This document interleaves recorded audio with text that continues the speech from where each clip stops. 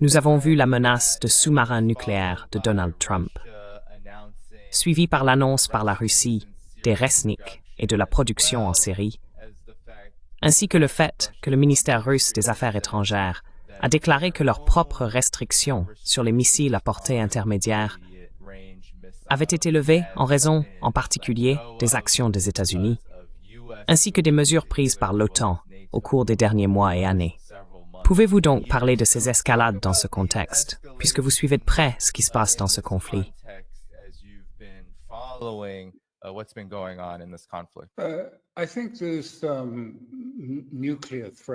Je pense que cette soi-disant menace nucléaire à propos des deux sous-marins qui seraient, si l'on veut, nucléaires ou de classe supérieure, étant, comme l'a dit Trump, positionnés près de la Russie, méconnaît et déforme complètement la question. Et c'est pourquoi je ne pense pas que les Russes prendront cela très au sérieux. Ces sous-marins de classe OIO, essentiellement équipés de l'arme nucléaire, capables de frappe nucléaire, sont des armes de seconde frappe. C'est-à-dire qu'après qu'une frappe initiale aurait été lancée par la Russie contre l'Amérique, tout l'intérêt de ces sous-marins, qui sont déployés en permanence, toujours, il y en a déjà 2 là-bas, n'est pas d'en envoyer davantage. Ils restent silencieux au fond de l'océan.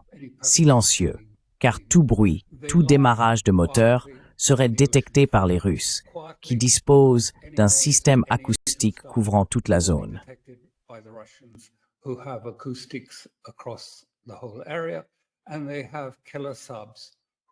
Et ils ont des sous-marins tueurs qui suivront cela.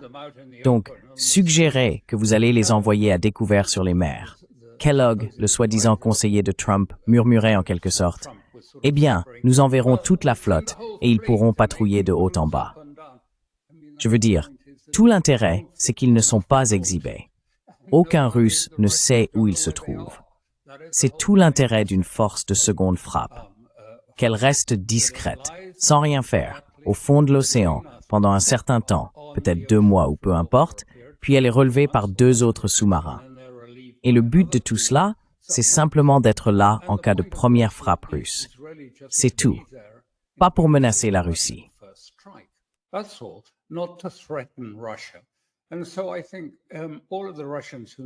Je pense donc que tous les Russes qui ont quelques connaissances en géopolitique des armes nucléaires comprendront que ce que disaient Kellogg et Trump était tellement ridicule.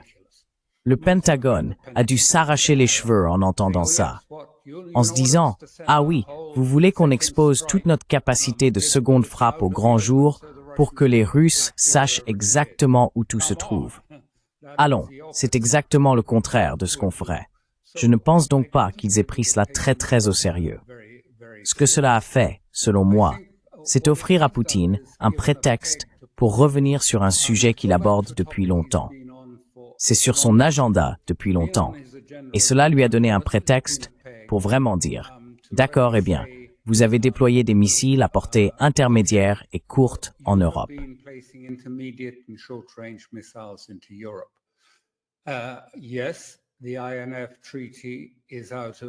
Oui, le traité INF n'est, si vous voulez, plus valable à l'heure actuelle, mais nous l'avons respecté officieusement et nous nous y sommes tenus. Mais maintenant, nous abandonnons cela. Nous allons en fait devoir réagir à cette situation en déployant nos propres missiles à courte et moyenne portée.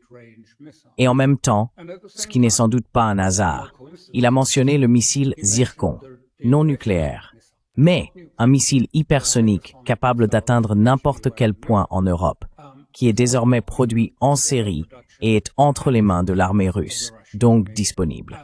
Et l'avantage, si l'on peut dire, c'est qu'il est bien plus efficace qu'une arme nucléaire grâce à sa précision. C'est cela qui change la donne, sa précision.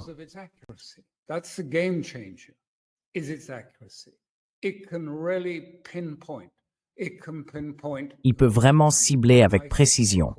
Il peut viser le siège du MI6 ou celui du Mossad et frapper précisément sans causer de dommages collatéraux autour et les détruire complètement.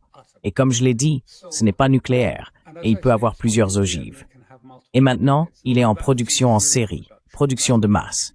Donc, ils sont en train de changer la donne. Ce que la Russie semble faire, c'est 2 choses. Ils ont dit, tout d'abord, que nous devons être conscients que dans le Pacifique et cette région, la Russie est également vulnérable. Mais là-bas, nous avons notre allié, la Corée du Nord. Mais en Europe, nous allons créer une nouvelle architecture de sécurité. Et vous savez, ce n'est pas une menace ou une contre-menace, c'est une nouvelle architecture, car c'est ce que la Russie a déclaré dès le début.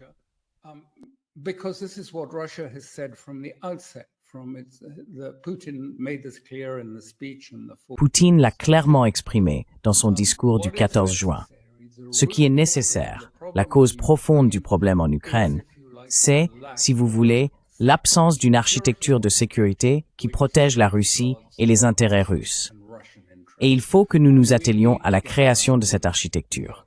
Or, l'Occident ignore tout simplement le traité et suit sa propre voie. Donc, la Russie a décidé qu'elle allait établir sa propre architecture.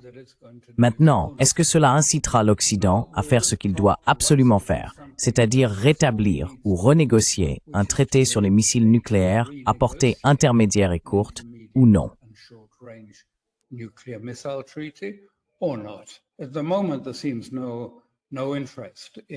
Pour l'instant, il ne semble y avoir aucun intérêt pour cela.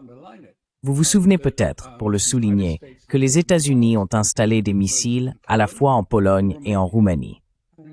Et lors de ces discussions, les premières qui ont eu lieu entre Biden et Poutine, après les discussions, Blinken a clairement indiqué à Lavrov que les Américains avaient l'intention de placer ces missiles en Ukraine. Eh bien, le temps de vol depuis la Roumanie ou la Pologne jusqu'à Moscou est d'environ 7 ou 8 minutes.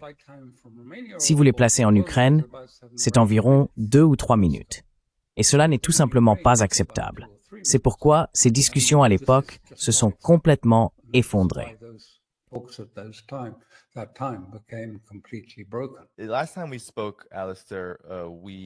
La dernière fois que nous avons parlé, Alastair, nous avons évoqué l'attaque ukrainienne soutenue par les États-Unis contre les bombardiers stratégiques. Aujourd'hui, la situation est un peu différente, avec, comme tu l'as dit, le traité nucléaire dont la Russie ne s'est jamais retirée. Mais il y a aussi ce développement, je ne sais pas si tu as vu, même pendant que les discussions avaient lieu. Alors que les deux parties, les États-Unis et la Russie, affirmaient qu'elles étaient positives, il y a eu un renifleur nucléaire envoyé par le Sénat américain. Je ne suis pas vraiment familier avec ce terme, mais l'US Air Force en a envoyé un.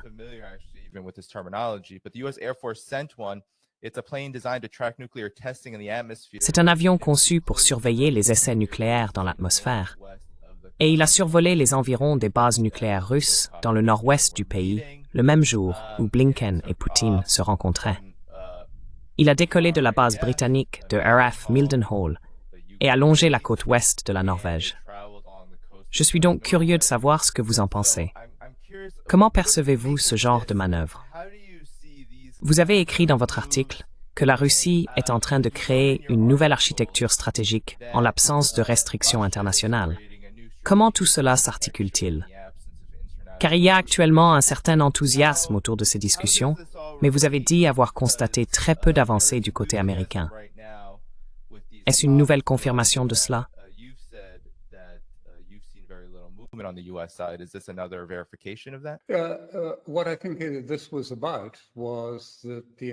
Ce que je pense, c'est que les Américains, tout comme les Russes, après ce qui s'est passé, après les déclarations plutôt absurdes de Trump et Kellogg sur le fait de mettre tous leurs sous-marins en surface et de les faire naviguer autour de la Russie, je veux dire, ça faisait suite, bien sûr, comme vous l'avez justement dit, aux attaques en toile d'araignée contre leur capacité nucléaire stratégique, leur principale capacité nucléaire stratégique.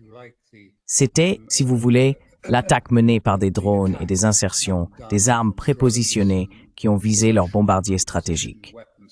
Bien sûr, la Russie va examiner cela de très près et se demander pourquoi ont-ils fait cela? Y a-t-il une attaque prévue? Prévoyait-il d'attaquer nos armes stratégiques? Si oui, envisage-t-il une capacité de première frappe?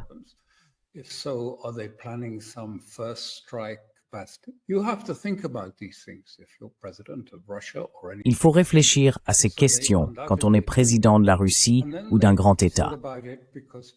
Ils le font donc sans aucun doute.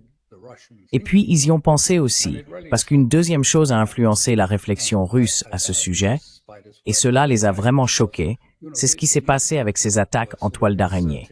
Parce que vous savez, elles avaient été insérées à l'avance et lancées à distance contre la flotte de bombardiers nucléaires. Ils se sont rendus compte qu'ils étaient très vulnérables à ce type d'attaque, d'autant plus que nous avons assisté à une succession d'événements. Une frappe de décapitation contre le Hezbollah, une tentative de frappe de décapitation contre les Houthis au Yémen, puis une véritable frappe de décapitation en Iran contre les commandants de terrain iraniens et leurs scientifiques nucléaires.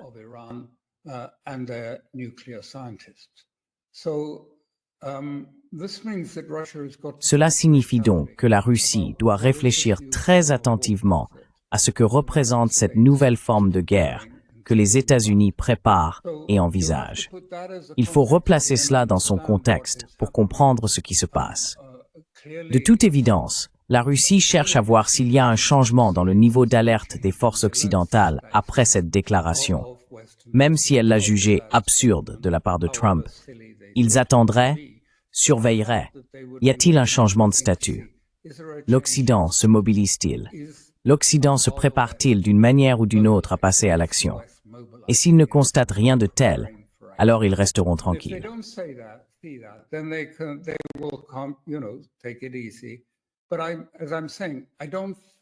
Mais comme je le disais, je ne pense pas que cette proposition sur l'INF soit directement liée aux déclarations concernant les sous-marins. C'est quelque chose que Poutine avait en tête depuis un certain temps. En fait, j'en entends parler depuis longtemps.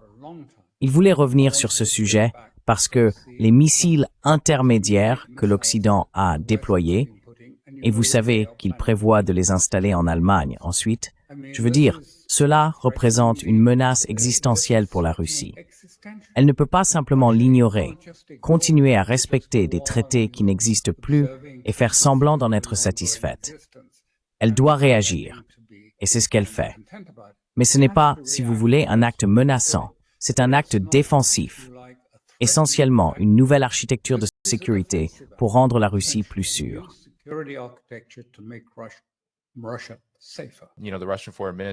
Vous savez, c'est le ministère russe des Affaires étrangères qui a publié cette déclaration en présentant une série d'exemples.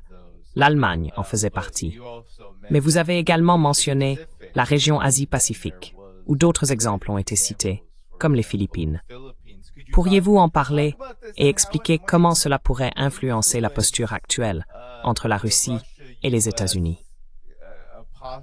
Dans quelle mesure ces questions nucléaires pèsent-elles sur les relations entre les deux parties, alors que la Russie considère le conflit en Ukraine comme existentiel?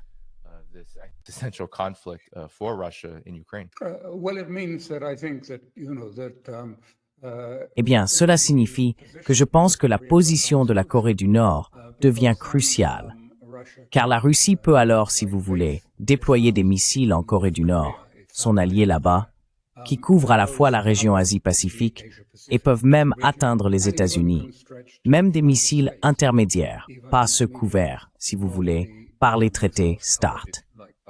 C'est donc un changement vraiment important dans l'architecture. Et c'est un changement vers une position globale que la Russie adopte sur cette question. Quel en est l'effet? Cela rapproche beaucoup plus étroitement la Chine, la Russie, l'Inde, l'Iran, entre autres, comme éléments principaux. Et ils voient maintenant, et c'est pourquoi les droits de douane sont devenus un sujet aussi important, parce qu'ils peuvent voir, vous savez, les droits de douane en Inde, qui vont désormais être à 50% pour le moment.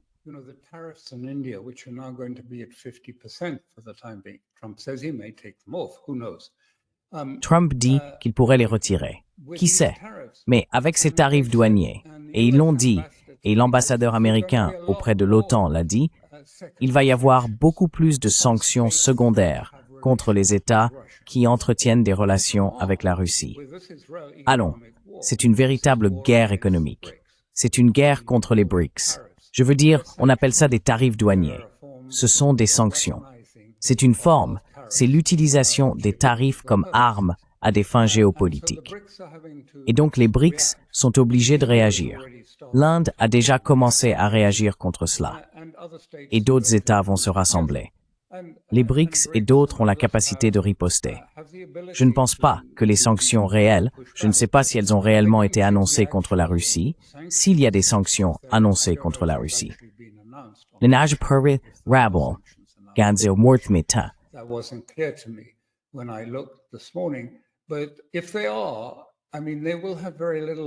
Mais s'ils le sont, je veux dire, ils auront très peu d'effet sur la Chine ou l'Inde. La Chine a été absolument catégorique à ce sujet. Ils l'ont dit à l'Amérique sans aucune ambiguïté. Je veux dire, franchement, pour des Chinois qui ont tendance à être très courtois et polis dans leur langage, mais ils ont dit, écoutez, en ce qui concerne ce que nous faisons en matière d'achat de pétrole, que ce soit à la Russie ou à l'Iran, cela ne regarde que nous, ce n'est pas votre affaire. Nous discuterons avec vous des relations directes entre la Chine et l'Amérique. Mais tenez-vous à l'écart de ces autres domaines. Nous allons continuer à assurer notre sécurité énergétique auprès de la Russie et de l'Iran.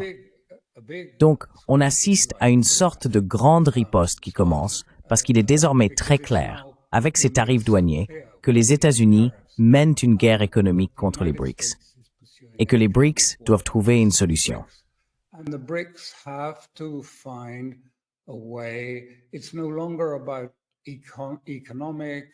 Il ne s'agit plus d'économie ou de position commerciale. C'est une manière pour eux de lutter pour leur autonomie et leur souveraineté. Sinon, ils la verront disparaître et deviendront, vous savez, simplement dépendants de la décision des États-Unis de leur permettre ou non de commercer avec tel ou tel pays. Et ils y perdent aussi. Ils perdent leur source d'approvisionnement en énergie. Une énergie sûre n'est plus disponible. C'est donc un enjeu majeur. Les sanctions, et en particulier celles contre l'Inde, sont très symboliques de cette guerre économique menée contre les États du BRICS.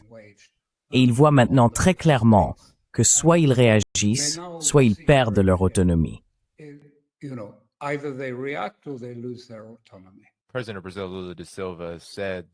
Le président du Brésil, Lula da Silva, a déclaré qu'il allait, car le Brésil lui-même, par exemple, au sein des BRICS, n'a pas vraiment le pouvoir de négocier avec les États-Unis, qu'il allait essayer d'organiser les États membres des BRICS pour faire face à ces tarifs. Mais Alastair, pendant que tu parlais, cela m'a rappelé les réactions initiales de Trump. Il a été critiqué pour ses tarifs secondaires, ou plutôt ses sanctions, imposées à l'Inde à cause de la Russie. Et beaucoup de médias occidentaux se demandent pourquoi il cible l'Inde plutôt que la Chine. Voici sa réponse. Alors, voyons ce qui va se passer dans les prochains. Vous allez en voir beaucoup plus. Vous allez en voir beaucoup plus. Vous allez voir tellement de sanctions secondaires. Oui, madame. Selon Trump, il y a encore beaucoup à venir. Et je voulais aussi avoir votre réaction à ce sujet, car nous avons le nucléaire, bien sûr, les tensions entre les États-Unis et la Russie. Nous avons le conflit en Ukraine, avec de nombreuses questions encore non résolues.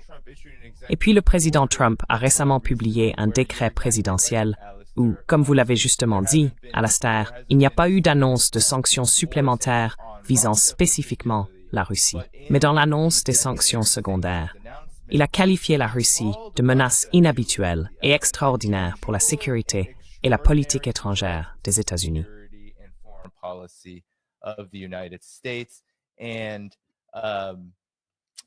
Et il est dit, entre autres, que l'importation aux États-Unis de certains produits en provenance de la Fédération de Russie, y compris le pétrole, les carburants pétroliers, les huiles et les produits de distillation, sera visée par ces sanctions secondaires.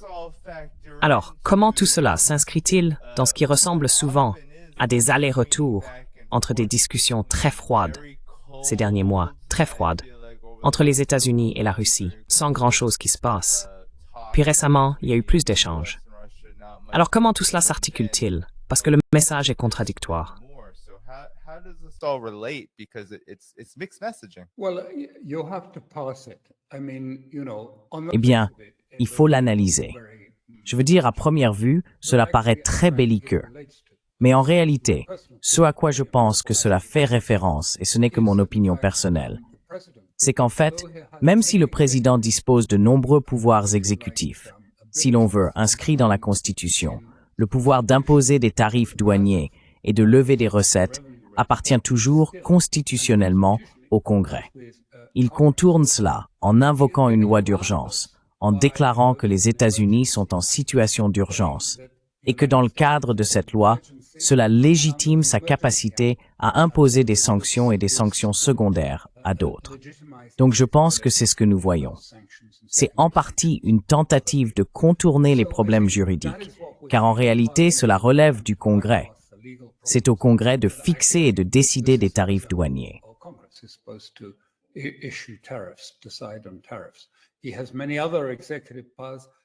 Il dispose de nombreux autres pouvoirs exécutifs, mais celui-ci relève du Congrès.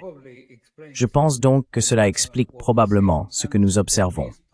Et ces pouvoirs sont en train de suivre leur chemin jusqu'à la Cour suprême.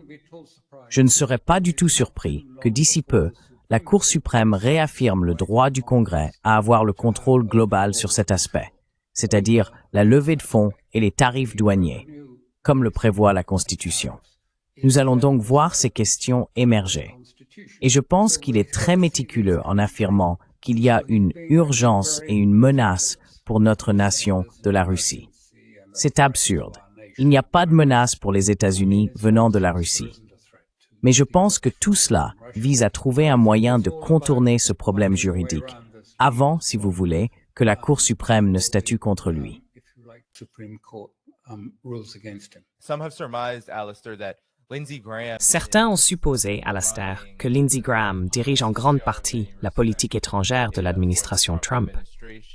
Et ses commentaires sont très, surtout sur les réseaux sociaux, mais aussi en général, très instructifs. Il explique qu'il comprend parfaitement et applaudit la décision de Donald Trump d'imposer une taxe de 25% à l'Inde, car l'Inde insiste pour acheter le pétrole de Poutine afin de soutenir la machine de guerre, permettant ainsi au bain de sang en Ukraine de se poursuivre. Et il a averti le monde, Trump l'a fait, que si vous continuez à acheter le pétrole de Poutine, vous n'aurez plus accès à l'économie américaine. Bien joué, Monsieur le Président. Vous êtes le leader fort et décisif que le monde attendait pour mettre fin au conflit en Ukraine. Cela a-t-il un quelconque impact sur la Russie, Alastair? Parce que si vous écoutez Lindsey Graham, il essaierait de vous convaincre, ou tenterait de le faire, même s'il n'est pas convaincant, que c'est le cas.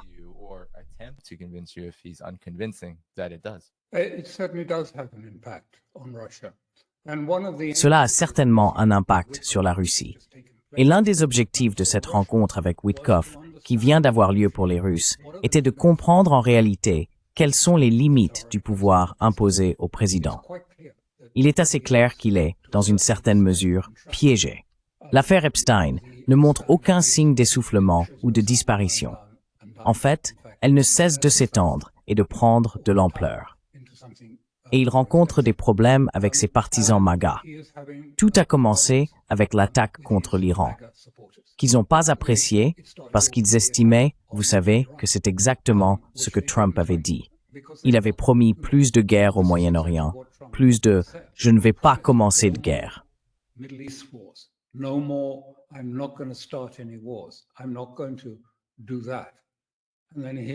Je ne vais pas faire ça. Et puis il a attaqué, sans provocation et par surprise, l'Iran, si vous voulez. Je veux dire, c'est tombé de nulle part, plus ou moins. En fait, c'était coordonné dans une certaine mesure avec l'Iran, mais cela restait inattendu. Ils étaient censés entamer des négociations le dimanche suivant avec Witkoff, qui se préparait déjà à s'y rendre pour poursuivre les discussions. Et puis bam, ils ont été attaqués.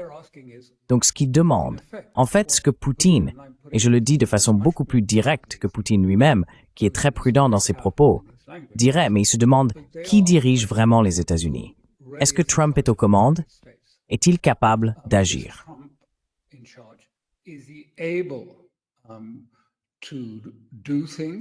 Is he in charge in the sense that he Est-il aux commandes dans le sens où il en a la capacité, qu'il peut dire des choses, les penser, puis les réaliser?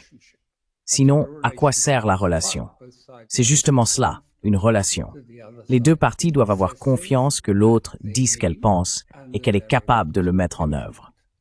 Et après tout, à ce stade, même dans les premiers balbutiements que nous avons connus au début, la normalisation de la relation entre États commence en grande partie par des choses simples. On a des ambassades et des diplomates affectés dans l'État de l'autre, et il y a des avions qui volent entre eux. Rien de tout cela n'a eu lieu.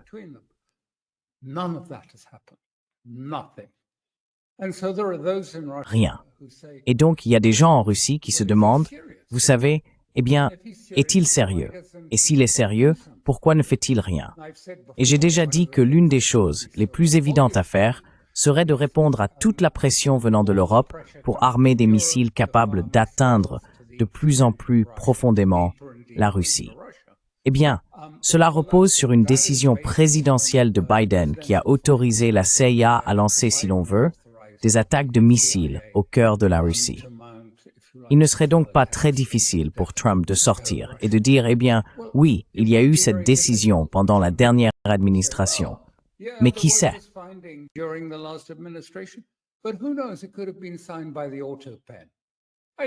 Cela aurait pu être signé par l'autopen. Je ne sais même pas si c'est valable. Donc j'ai dit à la CIA de l'arrêter, mais ça ne se fait pas. Alors la Russie regarde et se demande, vous savez, est-il vraiment capable de parvenir à un accord? Qu'est-ce qu'il piège? Qu'est-ce qui l'en empêche? Et enfin, la première réponse à cette question, c'est que le Sénat essaye de l'en empêcher.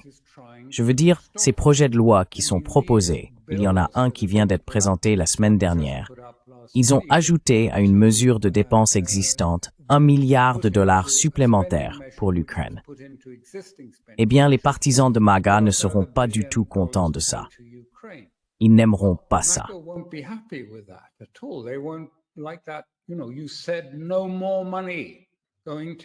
Vous savez, vous avez dit qu'il n'y aurait plus d'argent pour l'Ukraine pendant la campagne, et il ne peut pas vraiment l'empêcher, car il y a une opinion très forte au Sénat, en particulier parmi certains républicains.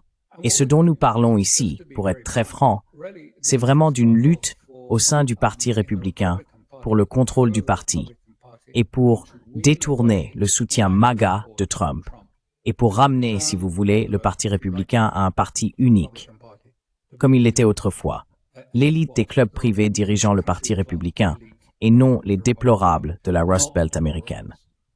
Donc, oui. Quelle marge de manœuvre a-t-il alors pour négocier? Quelle latitude existe-t-il? C'est ce qu'ils espéraient découvrir lors de cette réunion.